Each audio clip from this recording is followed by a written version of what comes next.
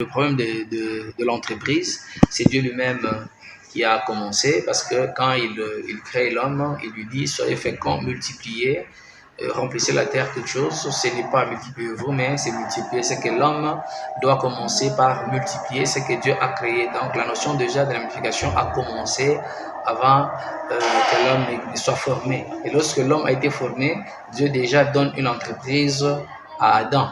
Il lui place dans le jardin, il demande de garder, de cultiver, c'est-à-dire il devait garder et même multiplier, c'est-à-dire il devait aller, cette entreprise, comme si Dieu avait placé un seul arbre dans le champ, donc il devait multiplier pour que ce soit même 100. Donc c'est ça le plan de Dieu.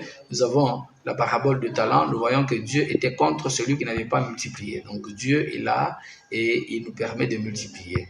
Maintenant, pour arriver à multiplier, avant de dire à l'homme, de bénir la multiplication dans la vie de l'homme, il a commencé par dire à l'homme qu'il devait être fécond. Et lorsqu'on parle de la fécondité, c'est cette capacité-là de multiplier.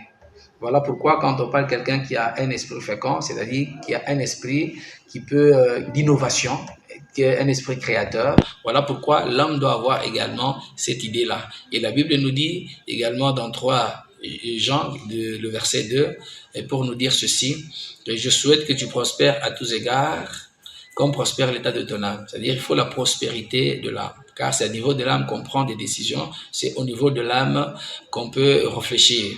Donc l'âme a besoin des informations.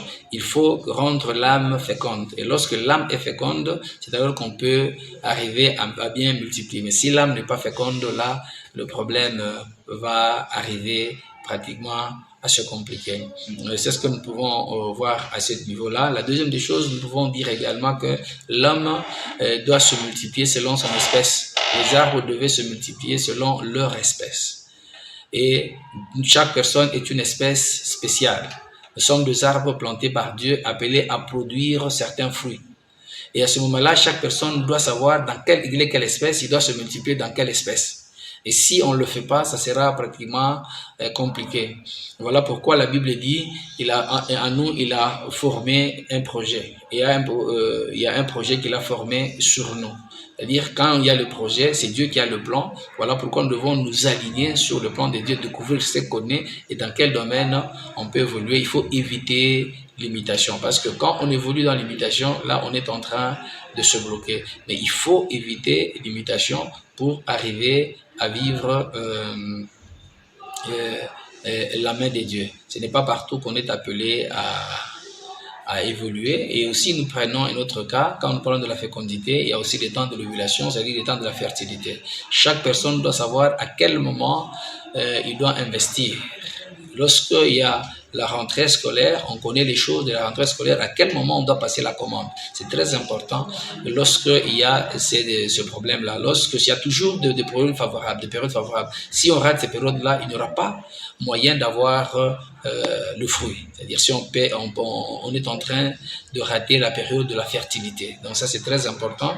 Nous voyons également Joseph en Égypte, pendant la période de fertilité, il est arrivé à créer des provisions. Ils ont vendu pendant la période de crise au monde entier. Des gens venaient, ils ont fait beaucoup d'argent, ils ont acquis beaucoup de richesses à partir de cela, à telle enseigne que toutes les terres de l'Égypte étaient devenues des propriétés privées du pharaon à cause de ça. C'est-à-dire chaque personne doit savoir. Quelqu'un peut perdre son temps, c'est le temps peut-être d'étudier, il a perdu son temps là, c'était défavorable, mais s'il perd son temps là, le temps qu'il cherchera maintenant d'avoir dans la vie sociale pour qu'il puisse gagner, mais s'il a raté la période de passer au banc de l'école, vous allez voir que ce sera difficile pour lui. Donc la période de fertilité est très importante et la Bible nous demande également, quand on parle de ça, de la maturité. Il y a toujours un temps de la maturité, voilà pourquoi on a dit également à Josué qu'il devait avoir le courage. Donc, on doit avoir le courage et la patience.